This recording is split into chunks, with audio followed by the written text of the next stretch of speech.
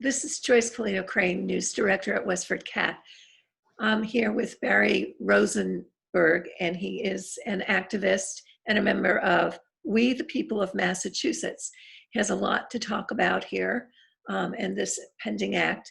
Would you please give us some background, Barry, on We the People? Sure.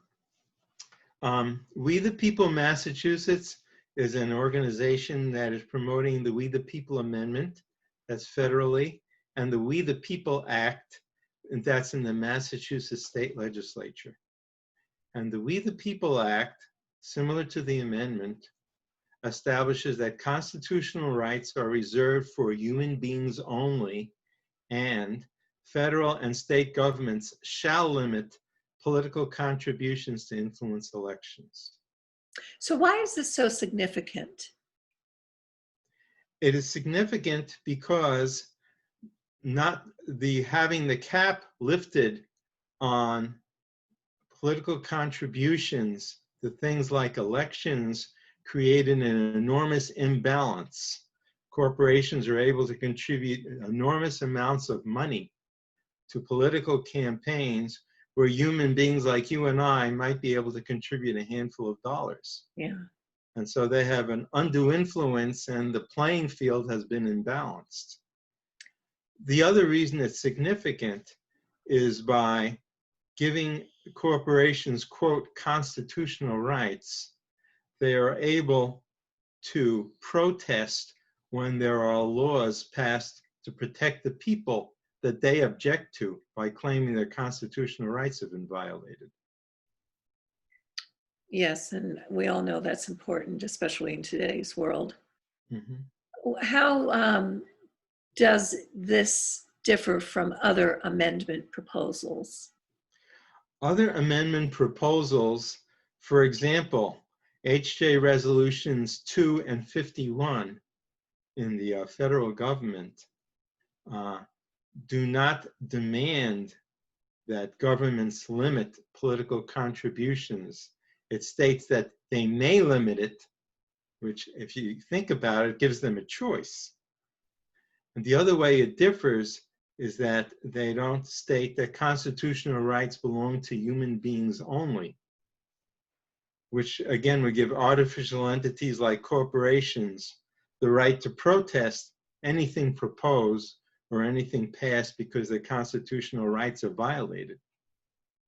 So for instance, even if you got a limit to political spending passed, a corporation could say, that violates my right. That means members of my corporation can't spend what they want. Okay. Have the other? And that goes just beyond. That goes beyond just political spending. There are many laws, for instance, for protection of the environment, which corporations say that offends our rights. So have other states adopted this measure? Yeah, there are 5 other states that have done it to date: Vermont, California, New Jersey, Rhode Island, and Illinois. And what would happen here in Massachusetts if it passes? Well, if it passes, number one, we become the 6th state that has asked the federal government to propose a convention to get an amendment passed. And if it doesn't happen, if the federal government doesn't propose such an amendment within 6 months of our bill passing, we become the 6th state to petition it. And there are no time limits on the petition. Some petitions began in 2014.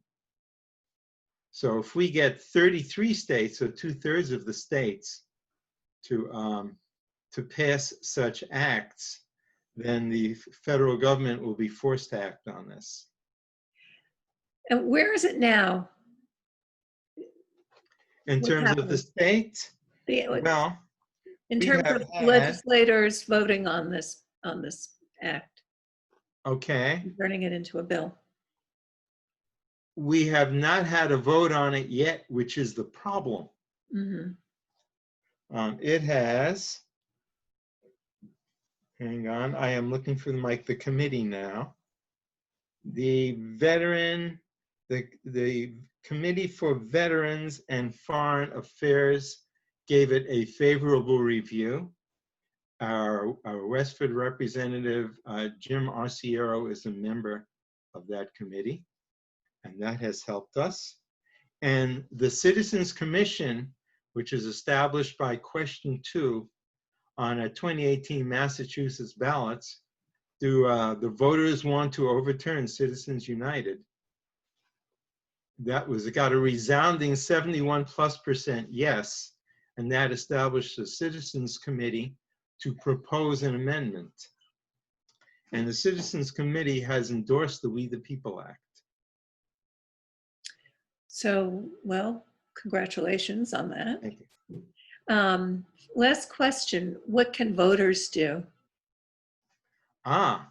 Voters can ask their Massachusetts representatives and senators to push for a vote on the act. In other words, you ask your representative, and the representative asks House President Robert DeLeo to push this for a vote. Or you ask your state senator, and your state senator asks Senate President Karen Spilka to put it to a vote. And historically, DeLeo will ask for a vote on something if he thinks that there is support and it will pass. And so, if he has many representatives saying, we'd like to get this voted on, he'll think, maybe we have a shot at this. Let's schedule this for a vote. And we only have till July 31st, and then the legislative session ends, and this goes down the drain, and we can start all over. And this is the closest we have come to getting it passed. How long have you been trying? I think since 2013. Oh, wow. Yeah. So, and it's been filed a number of times, as it's been filed now, and hasn't made it. But it has moved through committees the most successfully, and then we've never had a Citizens Commission to endorse its passing before. And this, we also have bipartisan support for it. We have a Republican representative who co-filed the act. So this is the best movement we've had on it to date. It's very exciting, and it will be very disappointing if it doesn't happen. I can imagine. And I am going to suggest a link that people can go to.